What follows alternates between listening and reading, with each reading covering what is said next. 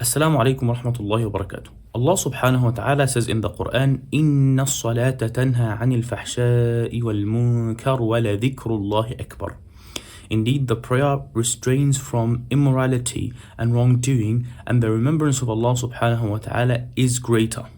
So that tells us how powerful dhikr is, how powerful remembrance of Allah subhanahu wa ta'ala is in warding off shaitan. And you will start to feel how powerful and efficient that is once you get to that state of dhikr. And by getting to that state of dhikr, I mean that you have a daily wird.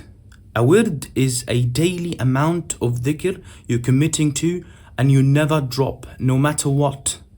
And if it happens for any reason that you have missed it, you make it up in another time. Once that is the case, shaitan won't leave you. He will try to break you out of this state.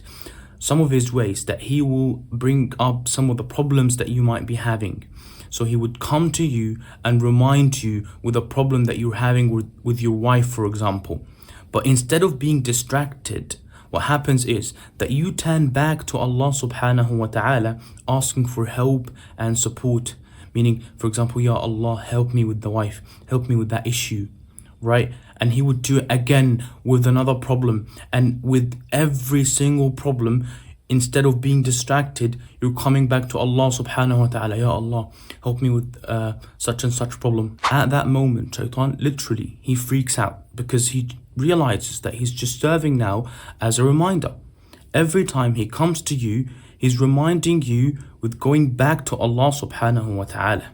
So eventually he retreats and you win. That beautiful insight, I've benefited from a clip I've watched for Shaykh Muhammad al-Maqrami, who has very recently passed away. May Allah have his mercy upon him. That is it, and inshallah I'll see you next time. Assalamu alaikum.